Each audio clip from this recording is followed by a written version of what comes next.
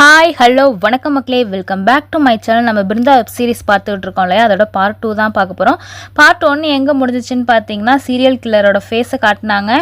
இவர்கிட்ட சின்ன வயசில் தொலைஞ்சு போன நம்ம ஹீரோயினோட பொம்மை இருக்கிறத பார்த்து இவங்க ஹீரோயினோட அண்ணனாக தான் இருக்கும்னு நம்ம கெஸ் பண்ணோம் இல்லையா. சரி, இப்போ அப்படியே பார்ட் 2க்கு போகலாம். ஸ்டார்டிங் சீன்லேயே நம்ம படத்தோட ஹீரோவை காட்டுறாங்க. ஸ்டேஷனுக்கு வேக வேகமாக கிளம்பிட்டு இருக்காரு. அவங்க ஒய்ஃபு சமைச்சிக்கிட்டு இருக்காங்க. அவங்க அம்மா கிட்ட ஃபோன் பேசிக்கிட்டே அப்போ தாங்க தெரியுது ஹீரோக்கு கல்யாணம் ஆகி 10 வருஷத்துக்கிட்ட ஆகுது, இன்னும் அவருக்கு குழந்தை இல்லைன்னு சொல்லிட்டு. ஸோ அதை பற்றி தான் ஹீரோயினோட அம்மா பேசிக்கிட்டு இருக்காங்க. இதனால் அவரும் கோவமாகி எத்தனை பரிகாரம் தான் பண்ணுறது, உங்கள் அம்மா எந்தெந்த கோயிலுக்கெலாம் போக சொல்லிட்டாங்க, இதுக்கு மேலே என்ன பண்ணுறதுன்னு அவரும் கோவமாக பேசிட்டு போகிறாரு. ஸ்டேஷனுக்கு போய் ரிஜிஸ்டரில் கூட சைன் போர்டில் அதுக்குள்ளே ஹீரோயின் வந்து நிற்கிறாங்க. இவங்க போன பாட்டில் வந்து ஒரு பறவையோட இறகு எடுத்தாங்க இல்லையா, அதை பற்றி டீட்டெயிலெலாம் கூகுள்லாம் விசாரிச்சுட்டு சர்ச் பண்ணிட்டு வந்து சொல்கிறாங்க. இந்த பறவை இந்தியாவிலே இருக்காதான், வெளிநாட்டில் தான் இருக்குமா, அது எப்படி இங்கே வந்திருக்கோம், இதுலேயே நமக்கு சந்தேகம் இல்லை. இந்த இடத்துல எங்கெங்கெல்லாம் இந்த மாதிரி பறவையெல்லாம் விற்கிறாங்கன்னு சொல்லிட்டு நம்ம போய் விசாரித்து பார்க்கலான்னு சொல்லி ஹீரோயின் கேட்க, ஹீரோவோ நம்மளோட ஹையர் ஆஃபீஸரே இந்த கேஸை க்ளோஸ் பண்ண சொல்லிட்டாரு. மறுபடியும் நீங்கள் எதுக்கு இதை நோண்டிகிட்டு இருக்கீங்கன்னு சொல்லிட்டு அவர் பெருசாக எடுத்துக்கல. இருந்தாலும் ஹீரோயின் தனியாக போய் இந்த பறவையெல்லாம் விற்பாங்க இல்லையா, அந்த கடைகளில் இதெல்லாம் இங்கே விற்குவாங்களா என்னன்னு விசாரிக்க, இதெல்லாம் இங்கே விற்க வாய்ப்பே இல்லை மேடம் அப்படின்னு சொல்கிறாரு. சரி, இந்த பறவையோட பேக்ரவுண்ட் என்ன, இது எதுக்காக வளர்ப்பாங்க அப்படின்னு கேட்க, அதுக்கு கடைக்காரரோ இது வந்து மறுஜன்மத்தை திரும்ப கொடுக்காதுங்கிற ஒரு நம்பிக்கையில் மக்கள் இதெல்லாம் வளர்ப்பாங்க, வழிபடுவாங்கன்னு சொல்ல, ஹீரோயின் என்ன நினைக்கிறாங்கன்னா, அப்போது மத நம்பிக்கை உள்ள எவனோ தான் இதெல்லாம் பண்ணிகிட்டு இருக்கான்னு நினைக்கிறாங்க. அப்படியே சீனை கட் பண்ணி கில்லரை காட்டுறாங்க. ஒரு ஃப்ரைட் ரைஸ் கடையில் வந்து சிக்கன் ஃப்ரைட் ரைஸ் ஆர்டர் பண்ணியிருக்காரு. பார்க்க மண்ணெல்லாம் பாதிக்கப்பட்டவர் மாதிரி தாங்க இருக்காரு. சிக்கன் ஃப்ரைட் ரைஸில் இருக்க சிக்கன்லாம் ஒரு பேப்பரில் எடுத்து மடித்து வச்சுக்கிட்டு இருக்காரு. ஏன்னா அந்த பறவை வந்து இறைச்சியை தான் சாப்பிடும் இல்லையா, அதுக்கு சாப்பாடு கொடுக்கறதுக்காக தான் பிரித்து வச்சுக்கிட்டு இருக்காரு. சாப்பிட்டுட்டே இருக்கும்போது ஃப்ரைட் ரைஸ் கடைக்காரர், ஏங்க நீங்கள் கேட்ட பஸ் வந்துருச்சு பாருங்கன்னு சொல்ல, இவரும் திரும்பி பார்க்குறாரு. அது ஒரு புனித யாத்திரைக்கு போகிற ட்ராவல் பஸ் மாதிரி தெரியுது. அந்த பஸ்லேருந்து ஒரு டிரைவர் இறங்கி வராரு. அந்த டிரைவரையே குறுகுறுன்னு பார்க்குறாரு. கில்லர் அந்த டிரைவரே ஃபாலோ பண்ணிட்டு போகிறாரு. அந்த டிரைவரோட பையன் ஒரு ஸ்கூலில் படிக்கிறான். அந்த ஸ்கூலில் போய் அந்த டிரைவரோட பையன்கிட்ட, உங்கள் அப்பா வீட்டுக்கு வரலேனாலும் நீ சமத்தா ஸ்கூலுக்கு போகணும், நல்லா படிக்கணும் சரியான்னு சொல்லிட்டு அந்த பையன்கிட்ட பேசிட்டு போகிறாரு. இங்கே அப்படியே சீனை கட் பண்ணால் ஹீரோயினையும் காட்டுறாங்க. ஹீரோ எவ்வளோ சொல்கிறாரு, நம்மளோட ஹையர் ஆஃபீஸரே க்ளோஸ் பண்ண சொல்லிட்டாங்க, நீங்கள் தேவையில்லாமல் இந்த கேஸை விசாரிச்சுக்கிட்டு டைம் வேஸ்ட் பண்ணிகிட்டு இருக்கீங்கன்னு சொல்ல, ஹீரோ பேசுகிறதெல்லாம் ஹீரோயின் காதில் கூட வாங்கிக்கலாம். அவங்க இன்னமும் தேடிக்கிட்டே தான் இருக்காங்க, யார் அந்த கில்லராக இருப்பாங்க, எதுக்காக இதெல்லாம் நடக்குதுன்னு சொல்லிட்டு. ஹீரோயின் இதெல்லாம் யோசிச்சுக்கிட்டே நைட்டில் ஜாக்கிங் போயிட்டு இருக்கப்போ ஒரு ஐஸ் வண்டியில் வரவர், மேடம் ஐஸ் வாங்கிக்கிறீங்களான்னு கேட்க, அவர் மொட்டை அடிச்சிருக்காரு. அப்போ தான் ஹீரோயினுக்கு இன்னொன்று ஸ்ட்ரைக் ஆகுது, நம்ம மூட்டையிலேருந்து டெட் பாடி எடுக்கும்போது பாடிக்கு மொட்டை அடிச்சிருந்துச்சு, ஆனால் அவருக்கு அதுக்கு முன்னாடி மொட்டையே அடிக்கலையே அப்படின்னு சொல்லிட்டு போய் மறுபடியும் கேஸ் டீட்டெயிலாம் எடுத்து பார்க்குறாங்க. இதே மாதிரி மொட்டை அடித்து கொலை பண்ணி சாக்கடையில் மூட்டையாக கட்டி டெட் பாடி எங்கெங்கெல்லாம் போட்டிருக்காங்கன்னு சொல்லிட்டு பழைய கேஸ்லாம் எடுத்து பார்க்குறாங்க. அப்போ தாங்க தெரியுது இந்த மாதிரி 4-5 கொலைங்க நடந்திருக்கு. 4மே ஒரே பேட்டர்ன், கத்தியால் பல முறை குத்தி கொன்னுட்டு மொட்டை அடித்து அதுக்கப்புறம் கோணி பையில் கட்டி சாக்கடையில் வீசியிருக்காங்கன்னு தெரிய வருது. இவங்க ஒரு சும்மா சாதாரண ஒரு மர்டர் கேஸ் தான் விசாரிச்சுட்டு இருக்காங்கன்னு நினச்சா இது ஒரு சீரியல் கில்லிங்கிறத ஹீரோயின் கண்டுபிடிக்கிறாங்க. இதை பற்றி ஹீரோயின் ஹீரோ கிட்ட சொல்ல, ஹீரோவோ போய் ஹையர் ஆஃபீஸர்கிட்ட சொல்கிறாரு. ஸோ இது ஒரு சீரியல் கில்லிங் கேஸ்ன்னு தெரிஞ்சு போச்சு இல்லையா, இதை மேலிடத்துலையும் இன்ஃபார்ம் பண்ண இந்த கில்லரை கண்டுபிடிக்கிறதுக்குன்னு ஒரு தனி குழுவே அமைக்கிறாங்க. அதில் நம்ம ஹீரோவும் சரி ஹீரோயினும் சரி 2 பேருமே அந்த டீமில் இருக்காங்க. அப்படியே இருக்கட்டும், கில்லர் ஒரு டிரைவரை ஃபாலோ பண்ணிகிட்டே இருந்தார் இல்லையா, இப்போ அந்த டிரைவருக்கு ட்ராப் வச்சு கிட்னாப் பண்ணிட்டாருங்க. கில்லர் அந்த டிரைவரை கடத்தி ஒரு ஆள் நடமாட்டமே இல்லாத இடத்துல ஏதோ ஸ்டார் மாதிரி வரைஞ்சி நெருப்பெல்லாம் பற்ற வச்சு ஏதோ சடங்கு மாதிரி பண்ணி அவருக்கு மொட்டையெல்லாம் அடித்து கொல்ல போகிறாரு. கொல்ல போகிறதுக்கு முன்னாடி, உனக்கும் எனக்கும் சம்மந்தமே கிடையாது, இருந்தாலும் உன்னை கொன்று தான் ஆகணும், எனக்கு வேறு வழி இல்லை, உன்னோட வண்டி எனக்கு வேணும்னு சொல்லிட்டு பல முறை நெஞ்சில் கத்தியால் குத்தி குத்தி கொண்டுட்டு அதுக்கப்புறம் அந்த பறவையை அவுத்து விடுறாரு. அது அந்த பாடியில் இருக்க அங்கங்கே இருக்க சதையெல்லாம் கொத்தி சாப்பிடுது. அதுக்கப்புறம் அவர் என்ன பண்ணுறாரு, அந்த பாடியை ஒரு மூட்டையில் கட்டி பக்கத்தில் இருக்க சாக்கடையில் வந்து வீசிடுறாரு. வீசிட்டு மறுபடியும் வண்டியில் ஏறலான்னு பார்த்தா அங்கே 2 போலீஸ் ஆஃபீஸர் வராங்க. என்னடா இங்கே பண்ணிகிட்டு இருக்க என்னன்னு கேட்க, இல்லை நான் மூட்டையில் கட்டி இப்போ தான் தூக்கி போட்டேன்னு இவர் தான் மனநலம் பாதிக்கப்பட்டார் இல்லையா வளர்றாரு. இருந்தாலும் போலீஸ்க்கு புரியலை, என்னடா பண்ணிகிட்டு இருந்தேன்னு சொல்லி கீழே பார்த்தா கீழே ஒரு கஞ்சா பாக்கெட் கிடைக்குது. ஸோ கஞ்சா அடிக்க தான் இங்கே வந்தியான்னு சொல்லிட்டு தப்பாக புரிஞ்சுக்கிட்டு கில்லரை வந்து அரெஸ்ட் பண்ணி அழைச்சிட்டு போகிறாங்க ஸ்டேஷனுக்கு. இதுக்கிடையில் ஒரு இடத்துல சடங்கெல்லாம் பண்ணி கொலை பண்ணார் இல்லையா, அந்த இடத்துல ரத்தக்கரையெல்லாம் இருக்கத அந்த சைடாக போகிற மக்கள் டீட்டெயில் பார்த்துட்டு ஸ்டேஷனுக்கு இன்ஃபார்ம் பண்ணிடுறாங்க. ஸோ ஹீரோயின்னு சொல்லிட்டு மொத்த ஸ்டேஷனும் அங்கே தான் வந்திருக்காங்க. ஸோ ஒரு ஸ்டார்லாம் வரைஞ்சி நெருப்பெல்லாம் கொளுத்தி என்னென்னமோ பண்ணியிருக்கிறத பார்த்துட்டு ஸோ இவன் ஏதோ மது சம்பந்தமான சடங்கை தான் பண்ணுறான் போல் அப்படின்னு சொல்லிட்டு ஹீரோயின் தப்பாக நினச்சிக்கிறாங்க. இப்போ கொல்லப்பட்டது யாருன்னு தெரியல, கொலை பண்ணது யாருன்னு தெரியல, அந்த சீரியல் கில்லர் தான் இந்த கொலையும் பண்ணானான்னு இவங்களுக்கு எதுவுமே தெரில. ஆனால் ரத்தக்கரை மட்டும் இருக்குது. ஏதாவது எவிடன்ஸ் கிடைக்குதான்னு சொல்லி தேடிக்கிட்டு இருக்கும்போது பக்கத்தில் ஒரு ஏடிஎம் ரிசிப்ட் ஒன்று கிடக்கு. அதை ஹீரோயின் எடுத்து வச்சுக்கிட்டு ஒருவேளை எங்கள் கொலை பண்ண வந்த கில்லர் தான் விட்டுட்டு போயிருப்பானோங்கிற சந்தேகத்தில் விசாரிச்சா அந்த டீட்டெயிலாம் விசாரிக்கும் போது அது ஒரு ப்ரொஃபஸரோடதுன்னு தெரிய வருது. ஸோ அவரோட பேக்ரவுண்ட்லாம் பார்க்கும்போது கிளியராக இருக்குது, இவர் கில்லராக இருக்க வாய்ப்பே இல்லைன்னு ஹையர் ஆஃபீஸர் சொல்கிறாங்க. இருந்தாலும் ஹீரோயினுக்கு மனசு கேட்கல, எதுக்கும் ஒரு தடவை கூப்பிட்டு விசாரிச்சிடலான்னு சொல்லிட்டு விசாரிக்கும் போது தான் நான் இது மாதிரி எங்கள் அப்பாவுக்கு உடம்பு சரியில்லை, அவருக்கு ட்ரீட்மெண்ட் பார்த்துக்கிட்டு இருக்கேன், காலேஜுக்கு போவேன், வீட்டுக்கு வருவேன், ஹாஸ்பிட்டலுக்கு போவேன், இந்த 3 இடத்த தவிர நான் வேறு எங்கேயும் போக மாட்டேன்னு சொல்கிறாரு. இருந்தாலும் ஹீரோயினுக்கு அவர் மேலே சந்தேகம் இருந்துக்கிட்டே தான் இருக்குது. இங்கே டீமில் எல்லாரும் அந்த மர்டர் கேஸை விசாரிச்சுக்கிட்டு இருக்கும்போது ஹீரோயின் மட்டும் அந்த ப்ரொஃபஸரே ஃபாலோ பண்ணிகிட்டு இருக்காங்க. ஹீரோ இங்கே என்ன பண்ணிட்டு இருக்காருன்னு பார்த்தீங்கன்னா, இதுக்கு முன்னாடி நிறையா பேர் இறந்து போயிருக்காங்க இல்லையா, அவங்களோட டெட் பாடி எங்கே கிடச்சிது, அவங்க வீட்டு அட்ரஸ் எதுன்னு சொல்லி ஒரு மேப் மாதிரி வச்சு பார்த்துக்கிட்டு இருந்தா கில்லர் அவங்க வீட்டுக்கு பக்கத்துலேயே இருக்க ஆள் நடமாட்டமே இல்லாத இடத்துல கொண்டுட்டு பக்கத்துலேயே இருக்க ஏரியில் தான் கொலை பண்ணி போடுறான்னு தெரிய வருது. ஸோ லாஸ்ட்டாக மிஸ்ஸிங் கேஸ் வந்தது அந்த டிரைவர் கேஸு தான். ஸோ அந்த டிரைவர் வீட்டுக்கு பக்கத்துலேயே தான் அந்த ரத்தக்கரை இருந்த ஸ்பாட்டும் கிடச்சிது. அப்போ அதுக்கு பக்கத்தில் எந்த சாக்கடை இருக்கோ அங்கே தான் அவன் கண்டிப்பாக டெட் பாடியை போட்டிருப்பான்னு சொல்லிட்டு இவர் ஒரு கெஸ்ஸுக்கு வராரு. சரி அங்கே போய் தேடி பார்க்கலான்னு சொல்லிட்டு அந்த ஏரிக்கு போகிறாங்க. இங்கே ஹீரோயின் அந்த ப்ரொஃபஸரை விட்டு நவுற மாதிரியே தெரில, அவர் போகிற இடத்துக்குலாம் அவருக்கே தெரியாமல் இவங்க ஃபாலோ பண்ணிகிட்டு இருந்தாலும் அவர் நோட் பண்ணிடுறாரு.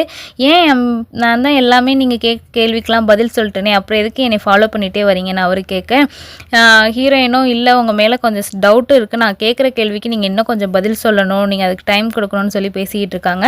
இங்கே அப்படியே சீனை கட் பண்ணால் கில்லரை ஒரு போலீஸ் ஸ்டேஷனில் அரெஸ்ட் பண்ணி அழைச்சிட்டு வந்தாங்க இல்லையா, அவர் ஓரத்தில் உட்கார வச்சுருக்காங்க. சரி நீ பேக்கில் என்னென்ன வச்சுருக்க காட்டுன்னு சொல்லிட்டு பேக்கெல்லாம் பார்க்கும்போது ஹீரோயின் சின்ன வயசில் தொலைச்சாங்க இல்லையா ஒரு பொம்மை, அதை வச்சுருப்பாரு. அதை போலீஸ் ஸ்டேஷனில் இருக்க போலீஸ் ஆஃபீஸர்ஸ்லாம் எடுத்து இது என்ன பொம்மைன்னு பார்த்துக்கிட்டு இருக்கும்போது அந்த பொம்மையை எடுத்தோடனே கில்லர் பயங்கரமாக அழ ஆரம்பிக்கிறாரு. என்கிட்ட அதை கொடுத்துருங்கன்னு சொல்லிட்டு சரி மண்ணெல்லாம் பாதிக்கப்பட்டவன் பொம்மை எடுத்ததுக்கே இப்படி அழுகுறான், இவன் என்ன தப்பு பண்ணியிருக்க போகிறான்னு சொல்லிட்டு கில்லரை ஸ்டேஷன்லேருந்து விட்டுடுறாங்க. இங்கே அப்படியே சீனை கட் பண்ணால் ஹீரோயின் வந்து ப்ரொஃபஸர்கிட்ட பேசிகிட்டு இருக்காங்க. ப்ரொஃபஸரோ சரி வீட்டுக்கு வாங்கன்னு சொல்லிட்டு ஹீரோயினுக்கு சாப்பாடுலாம் கொடுக்குறாங்க. அது மட்டும் இல்லாமல் அவரோட உடம்பு சரியாத அப்பாவை பற்றின டீட்டெயிலுமே ஹீரோயின் கிட்ட ப்ரொஃபஸர் சொல்லிகிட்டு இருக்காரு. சரி இங்கே எல்லாத்தையும் பேசி முடிச்சுட்டு ஹீரோயினுக்கு ஒரு ஃபோன் கால் வருது. என்னடான்னு பார்த்தா இந்த மாதிரி நாங்கள் யதார்த்தமாக சந்தேகப்பட்டு இந்த ஏரியில் வந்து தேட வந்தோம், அதே மாதிரி டெட் பாடி கிடக்குன்னு சொன்னோன்னே ஹீரோயின் உடனே ஸ்பாட்டுக்கு வந்துடுறாங்க. ஸ்பாட்டுக்கு வந்து பார்த்துக்கிட்டு இருக்கும்போது அதே மாதிரி பாடியை மொட்டை அடிச்சிருக்கான், பலமுறை கத்தியால் குத்திருக்கான்.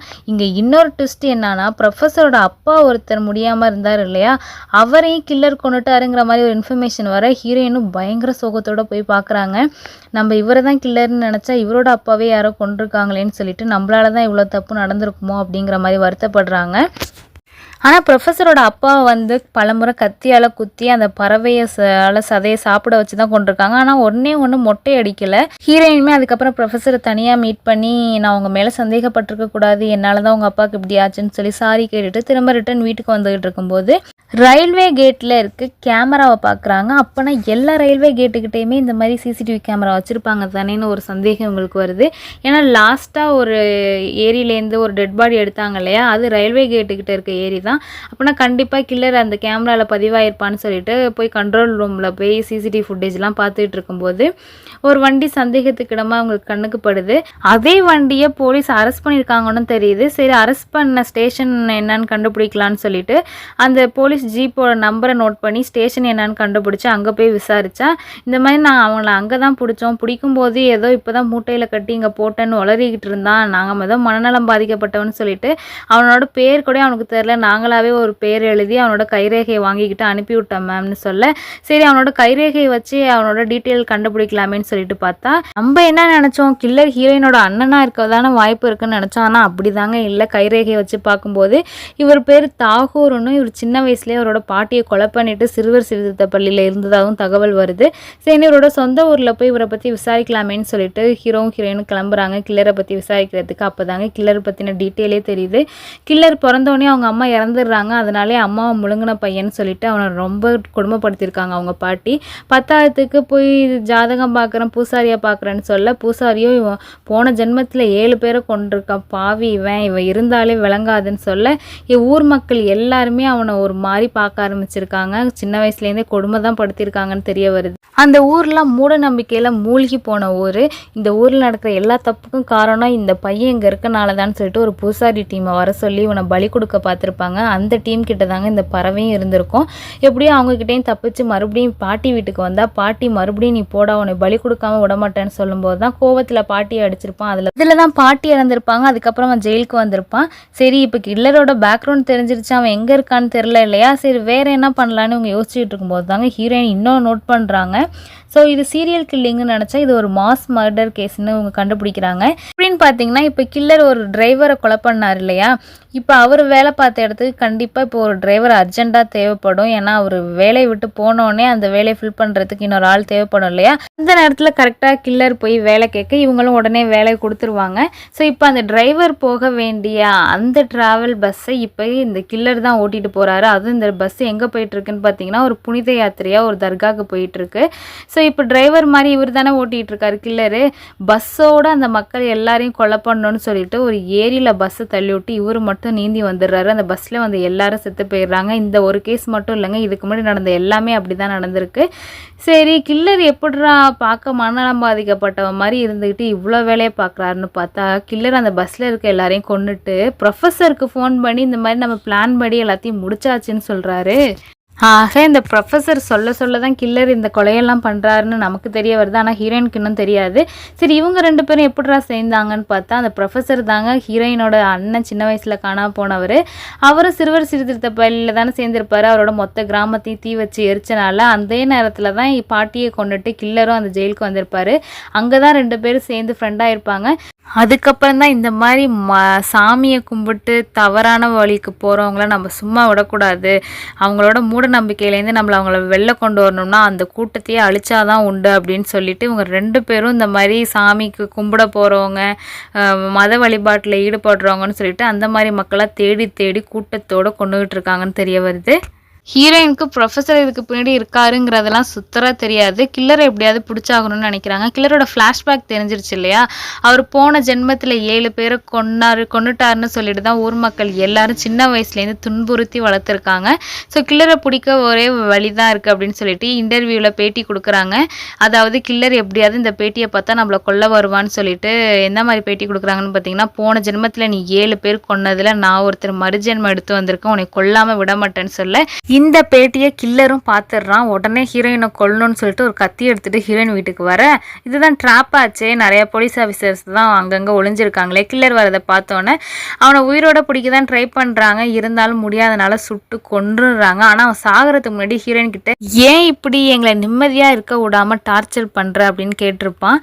ஆனால் ஹீரோயின் அந்த அவசரத்தில் அதை அவ்வளோவா நோட் பண்ணியிருக்க மாட்டாங்க. ஆனால் இந்த டீம் எல்லாமே பயங்கரமாக சந்தோஷப்படுறாங்க, ஒரு வழியாக அந்த கில்லரை கொண்டாச்சுன்னு சொல்லிட்டு இதோட கேஸும் முடிஞ்சிருச்சுன்னு நினைக்கிறாங்க. ஹீரோயின்மே அப்படிதான் நினைக்கிறாங்க. ஆனால் இதுக்கு பின்னாடி மாஸ்டர் மைண்ட் ப்ரொஃபஸர் இருக்காருன்னு அவங்க யாரும் நோட் பண்ணல. ஹீரோயின் கேஸ் தான் முடிஞ்சிருச்சுன்னு நினைக்கிறாங்க. இருந்தாலும் கில்லரோட ஃபேஸை ஒரு தடவை பார்த்துட்டு போயிடலாம் அப்படின்னு சொல்லிட்டு பாடி இருக்க இடத்துக்கு போகிறாங்க. அப்போ பாடிக்கு பக்கத்துலேயே அவரோட ஃபோன் இருக்குது. அதை எடுத்து பார்த்தா இந்த மாதிரி ஒவ்வொரு தடவை கொலை நடந்துறதுக்கு முன்னாடி ஒரு நம்பர்லேருந்து கால் கரெக்டாக வந்திருக்கு. அப்போது இதுக்கு பின்னாடி ஒரு மாஸ்டர் மைண்ட் இருக்காங்கங்கிறத ஹீரோயின் கெஸ் பண்ணிடுறாங்க. ஏன்னா மனநலம் பாதிக்கப்பட்ட யாராலையுமே இவ்வளோ அக்யூரேட்டாக போலீஸால் கண்டுபிடிக்க முடியாத அளவுக்கு தடையுமே இல்லாமல் கொலை பண்ண முடியாதுன்னு தெரியும். அப்போ இதுக்கு பின்னாடி யாரோ இருக்காங்கங்கிறத ஹீரோயின் கெஸ் பண்ணிடுறாங்க. சரி, இவக்கு க்ளோஸாக பழகின ஃப்ரெண்ட்ஸ் யாராவது இருக்காங்களான்னு பார்க்கும்போது தான் இவன் சிறுவர் சீர்திருத்த பள்ளியில் இருந்திருக்கானோ, அங்கே ஒரே ஒருத்தன் மட்டும் இவன் கூட க்ளோஸாக பழகிருக்கான்னு சொல்லிட்டு அவனோட டீட்டெயிலெலாம் எடுக்கிறாங்க. அப்போ தான் அவன் கொஞ்ச நாளில் அவனை யாரோ ஒருத்தவங்க தத்து எடுத்திருக்காங்க, அதாவது கில்லரோட ஃப்ரெண்டை யாரோ தத்து எடுத்திருக்காங்கன்னு தெரிய வருது. அது யாரான்னு பார்த்தா நம்ம ஹீரோயினோட அப்பா. நம்ம அப்பா எதுக்கு இவனை தத்து எடுக்கணும்னு சொல்லிட்டு அம்மா கிட்ட போய் இந்த டீட்டெயிலெலாம் கேட்கும்போது தான் சொல்கிறாங்க, அவன் தான் உங்கள் அண்ணன், உங்கள் அண்ணனையும் உன்னையும் சேர்க்கறதுக்காக தான் அவங்க அப்பா இவரை தத்து எடுத்தாங்க. ஆனால் அவன் ரொம்ப முரடனாக இருந்தான். என் தங்கச்சியும் அம்மாவையும் பலி கொடுத்தவங்கள நான் சும்மா விட மாட்டேன் அப்படின்னு சொல்லிட்டு உங்கள் அப்பா தான் அதுக்கப்புறம் அவனை ஒரு நல்ல காலேஜில் ஹாஸ்டலில் சேர்த்து விட்டு படிக்க வச்சாரு. நீ நல்லபடியாக படித்து ஒரு நல்ல நிலைமைக்கு போய் நீ என்ன மாற்றணும்னு நினைக்கிறியோ அதை மாற்றுன்னு சொல்லியிருப்பாரு. ஸோ அதே மாதிரி அவன் நல்லபடியாக படிச்சிருப்பான். படிப்பும் நல்லபடியாக முடிஞ்சிருக்கும். இன்றைக்கி தான் உன் தங்கச்சி உனக்காக நான் உன்னை காட்ட போகிறேன்னு சொல்லிட்டு சர்ப்ரைஸாக அழைச்சிட்டு வரலாமேன்னு பார்க்கும்போது தான் இடையில ஒரு பொண்ணை காப்பாற்றுறதுக்காக நம்ம ஹீரோயினோட அண்ணனும் நம்ம ஹீரோயினை தத்தெடுத்து வளர்த்த அப்பாவும் காப்பாற்ற போகும்போது அங்கே நடக்கிற பிரச்சனையில் அவங்க 2 பேரையும் குத்திருப்பாங்க. அதில் சம்பவ இடத்துலையே ஹீரோயினோட அப்பா இறந்துருப்பார். அதே ஹாஸ்பிட்டலில் தான் ஹீரோயினோட அண்ணனையும் சேர்த்துருப்பாங்க. ஆனால் அங்கே வந்து ஹீரோயினோட அம்மாவோ இவனால் தான் என் ஹஸ்பண்ட் இறந்து போனான்னு சொல்லிட்டு அவன் யாருன்னே தெரியாதுன்னு அதே இடத்துல விட்டுட்டு வந்திருப்பாங்க. அதுக்கப்புறம் அவன் மறுபடியும் அவன் வளர்ந்த அநாத ஆசிரமத்துக்கு ஃபோன் அடித்து இந்த மாதிரி அவனோட கில்லர் ஃப்ரெண்ட் அங்கே இருக்கான் இல்லையா, அவனை வெளில கொண்டு வந்து அதுக்கப்புறம் யாராருக்கெல்லாம் மத நம்பிக்கை இல்லையோ அவங்க எல்லாத்தையும் ஒன்றா சேர்த்து ஒரு டீமாக உருவாக்கி மத நம்பிக்கை இருக்க எல்லாரையும் கூட்டமாக கொண்டிருக்காங்க.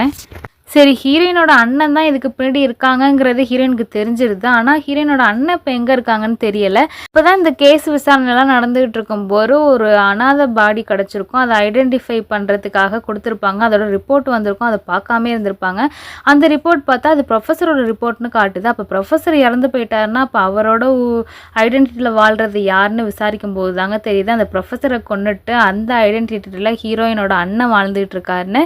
ஸோ ப்ரொஃபஸர் தான் கில்லரோட மாஸ்டர் மைண்டுன்னு தெரிஞ்சிருச்சு இல்லையா. அதுக்கப்புறம் எப்படி சும்மா விடுவாங்க, சொந்த அண்ணன் கூட பார்க்காம சுட்டு கொண்டுடுறாங்க. இதோட இந்த வெப் சீரிஸும் முடியுது. நான் எவ்வளோ ஷார்ட்டாக சுருக்கி சொல்ல முடியுமோ அந்த அளவு ஷார்ட்டாக சொல்லியிருக்கேன். நீங்கள் டீட்டெயிலாக பார்க்கணுன்னா இந்த வெப் சீரிஸை பாருங்கள். Thank you so much.